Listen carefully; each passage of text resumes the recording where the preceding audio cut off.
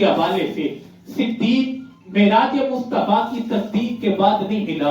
اتنی بات سمجھ لیجئے، یہ زبان مصطفیٰ سے اظہار تب کروایا گیا تھا واقعہ معراج کے بعد، لیکن لقب پہلے سے عطا ہو گیا تھا کہ جب آپ پیدا نہیں ہوئے تھے. حضرت ابو ہریرہ رضی اللہ تعالیٰ عنہ راوی ہے، آقا علیہ السلام کے پاس انصار صحابی بھی بیٹھے ہیں، مہاجر صحابی بھی بیٹھے ہیں، قریبی صحابی، زیادہ معیت پانے والے صحابی بیٹھے ہیں. آقا علیہ السلام مزاح کر رہے ہیں، باتیں کر رہے ہیں. میرے مصطفیٰ نے فرمایا صحابہ جتنے بھی پاس بیٹھے ہو نا اپنے بچپن کا واقعہ سناؤ. ہر کوئی اپنے اپنے بچپن کا واقعہ سنائے. حضرت فاروق اعظم بھی تھے اور بھی صحابی تھے، سب نے بچپن کے واقعات سنائے. جب حضرت ابوبکر صدیق رضی اللہ تعالیٰ عنہ کی باری آئی نا، آپ عرض کرنے لگے یا رسول اللہ صلی اللہ علیہ وآلہ وسلم، میں 4 سال کا بچہ تھا، میرے والد نے میرا ہاتھ پکڑا اور مجھے بت خانے لے گیا.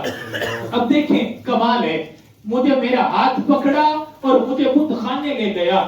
ان ابا قحافہ اخذ بیدی وانطلق بی الی الصنم، مجھے بت خانے لے گیا، وہاں جا کے بت کے سامنے کھڑا کر کے کہنے لگا یا بنی آلہتک، اے میرے بیٹے یہ تیرا خدا ہے، فاسجد لہا، اسے سجدہ کر. میرے والد نے اتنا کہا، آگے چلے گئے. میں بت کے سامنے کھڑا ہو گیا، کہنے لگے یا رسول اللہ میں نے بت سے کچھ سوال کیے تھے.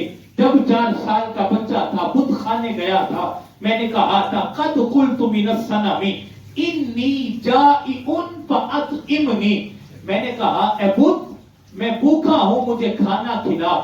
فرمایا حضور میں نے جب اتنا سوال کیا نا تھوڑی دیر خاموش رہا، فلم یجبنی، مجھے جواب نہیں آیا. پھر میں نے دوسرا سوال کیا، میں بے لباس ہوں اے بت مجھے لباس عطا کر میں اپنے جسم کو ڈھانپ سکوں. میں تھوڑی دیر خاموش رہا، فلم یجبنی، مجھے جواب نہیں آیا. جب یہ بات مکمل ہوئی تو فرمایا میں نے زمین سے پتھر اٹھایا اور کہا بت تجھے مارنے لگا ہوں، اگر تو خود کو خدا سمجھتا ہے تو بچا لے. میں نے پتھر مارا، بت کو توڑ دیا. بت ٹوٹنے کی دیر تھی، میرا والد بھاگتا بھاگتا آیا، بت کو ٹوٹا دیکھ کر مجھے تھپڑ مارا اور میری والدہ کے پاس لے گیا اور جا کر کہنے لگا تیرے بیٹے نے آج ہمارے خدا کو توڑ دیا ہے، مار رہے تھے مجھے. میری ماں نے جو جملہ کہا نہ کہا اے ابو بکر کے والد اسے مارو نہ، مجھے پہلے ہی بتا دیا گیا تھا، نہ یہ بت کے آگے جھکنے والا ہے، نہ یہ کسی کے وہ بت کے آگے جھکنے دینے والا ہے. باپ نے اب ساری توجہ ہٹا کے، ابو بکر کہتے مجھے چھوڑ دیا، میری ماں کی طرف چلے گئے. کہا مجھے بھی تو بتا نا تجھے کیا پتا ہے.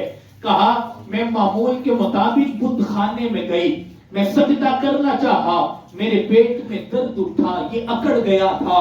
میں نے کہا شاید کوئی بیماری لاحق ہو گئی ہے. میں بت خانے سے نکلی، میرا درد جاتا رہا.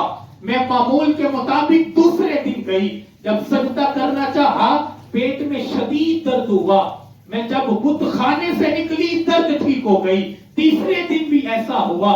میں اسی سوچ میں تھی کہ بت خانے آتی ہوں درد ہوتا ہے، باہر نکلتی ہوں صحیح ہو جاتی ہوں. اسی سوچ میں مبتلا تھی کہ غیب سے آواز آئی، بختوں والی ماں تجھے اتنا پیارا بیٹا عطا کر دیا گیا ہے جس کا لقب صدیق ہوگا اور جسے آگ سے آزاد کر دیا گیا ہے، اور جو محمد مصطفیٰ کا صحابی بھی ہوگا، رفیق بھی ہوگا، سنگتی بھی ہوگا، اور جسے محمد مصطفیٰ کا یار بھی کہا جائے گا، جسے محمد مصطفیٰ کا یار بھی کہا جائے گا. یا امت اللہ علی التقی البشرا ببلد العتیق اسمہ فی السماء الصدیق لمحمد صاحب والرفیق. مصطفیٰ کا صحابی بھی ہوگا، رفاقت ساتھ بھی ہوگا، اور جیسی معیت مصطفیٰ کی ابو بکر کو حاصل ہے ایسی معیت کسی اور کو حاصل نہیں ہے.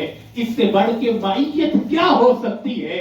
دور جاہلیت میں بھی یارانہ مصطفیٰ سے تھا، زندگی میں بھی یارانہ مصطفیٰ سے تھا، ہجرت کی شب بھی یارانہ مصطفیٰ سے ہے. اب ظاہری پردہ فرمانے کے بعد مزار میں بھی یارانہ مصطفیٰ سے ہے.